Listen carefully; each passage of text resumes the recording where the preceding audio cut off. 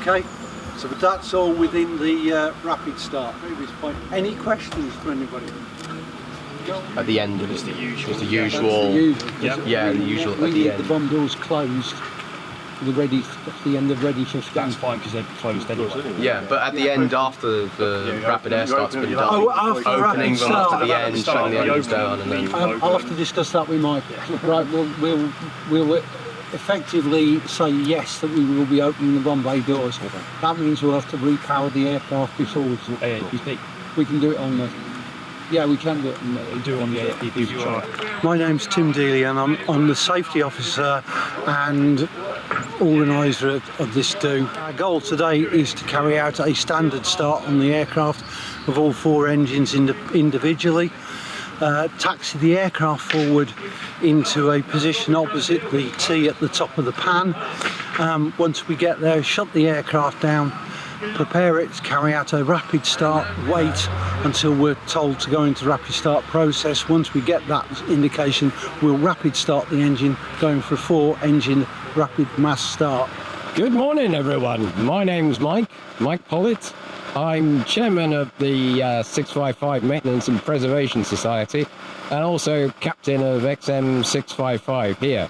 Even though I was a 9 squadron man and she's a 50 squadron aircraft, I don't hold that against her.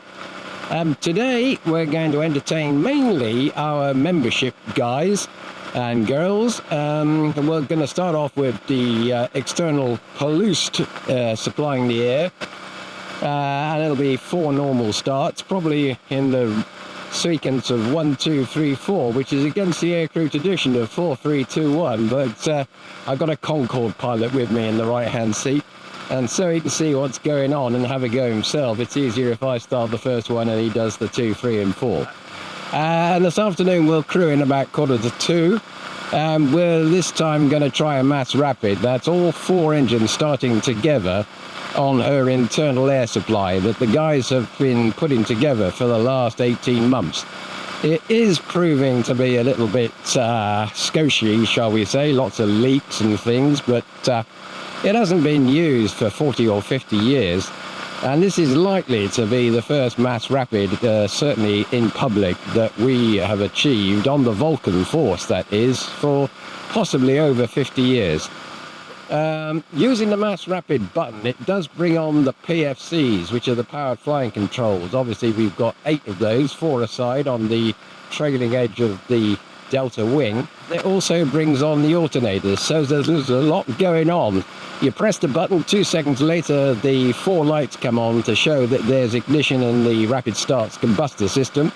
After about 5 seconds she lights up, and we're waiting for the first engine to reach its peak JPT. This is somewhere between 350 and 400, we hope. Anything approaching 570 and we'll be closing the throttle and thinking about shutting the HP cop. And so when one does have a peak of the jet pipe temperature, we wait 2 seconds and bring all 4 throttles from their position at 50% back to idle. So yep, a lot going on, a lot can happen. When we all calm down from that, I'll check that the PFCs are all working and start the auto stabs. But that's it in a nutshell. So my responsibility today is AFC or crew chief. So I'm on the intercom downstairs monitoring all the ground equipment, liaising with Mike to the internal and external checks, and then the monitoring of the engines when they're starting, any problems, anything like that. My name's John Tyne and I'm a former Concorde pilot, so I have experience flying delta wing aeroplanes with Olympus engines, and today I'm the co-pilot on XM655 here at Wellesbourne. Hello, I'm Andy Marson. I'm the commentator here at MAP 655 with the Vulcan B Mark II.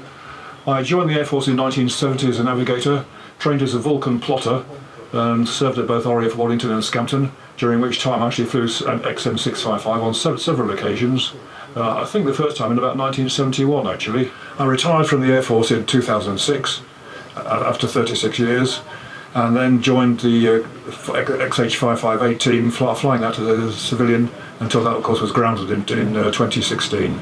Once in the bomb bay for nuclear weapons and armaments, I did have a gentleman afterwards come up to me who used to be a Separcat Jaguar pilot, and he did train with these types of weapons on bombing ranges because his aircraft was nuclear capable. And he did mention once a funny story, and he's happy for me to share it with you all today, so I hope you find it slightly humorous. But he was following a certain major M road up to Scotland and wanted to make sure his targeting equipment was all functional, and apparently found a really nice camper van to go for every single step except the last one, to drop that lovely object on board them. So technically, somewhere out there today, there is a family who unwittingly one day were targeted from above.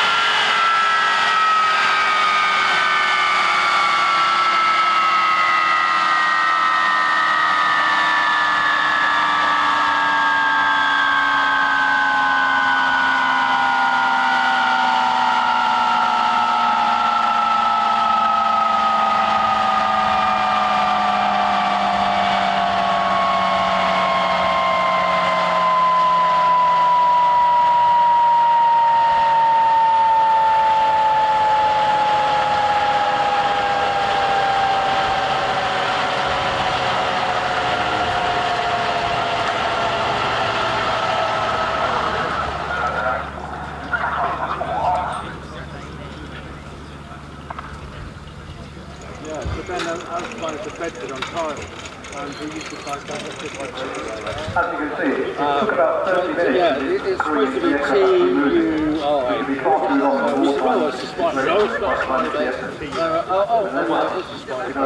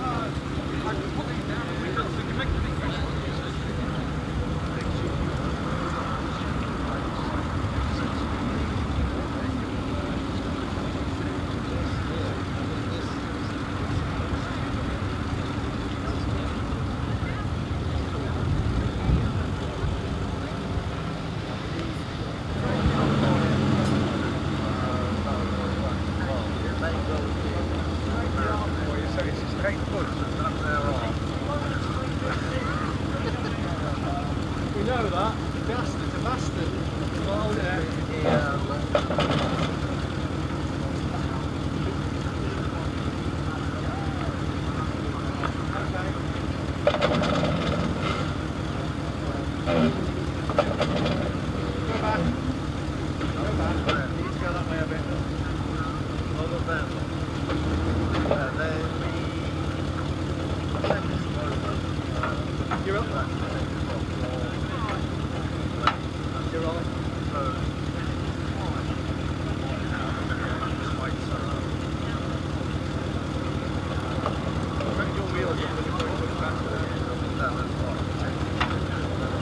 Okay, so at the moment the aircraft has been left in a state whereby you can start it rapidly. If you were watching the start earlier, you know, we started engines one at a time and slowly. So when we got to the end of that, when all 4 engines were running, it's been shut down and left in the state it would have been for a quick readiness alert. So no one's going on board now. When we go out there next time, then the simple explanation is that the pilot will press one button. Now, you'll probably notice that the flying controls are all offset. That's because not only will the engines all start up together, which is going to give the pilot a little bit of workload, because all the 4 instruments are all going to be building. All the alternators will all come online by themselves, hopefully. And all the flying controls will also start up by themselves. In other words, it'll be ready to go. In the day, apparently, the aircraft would have been in this state at the end of a runway, and then after 2 minutes, it would have been somewhere up there. We can't do that, but hopefully, once it all kicks off, we'll be able to move forward and you can get a feel for how quick it would have been. But the process is very quick. The reason I've been on board today is that we've only got one person who can sit in the AEO seat. So I'm under training, I've got L plates on, for the standby AEO. So the way in which it's going to work is that normally, as we showed earlier, we use a air start jet turbine. We had one just positioned in front of the starboard wing there earlier to blow pressured air into the piping system, so that when a pilot selects an engine to start, it allows the pressure to go into a combustor. You add fuel to the combustor with obviously its own spark, and that ignites and then spins around the entire engine and brings it up to idle RPM.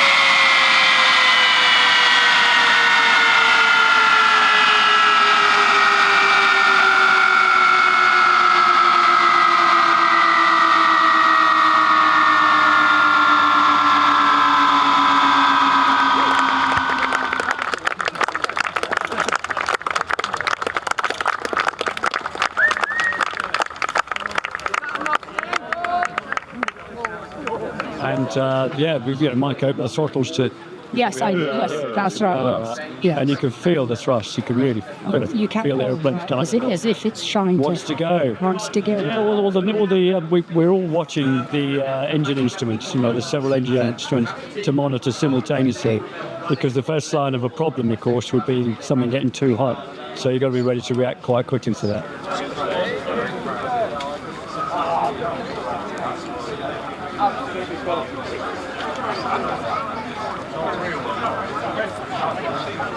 Well done, guys. Thank you. Well, no. We're going to do it again.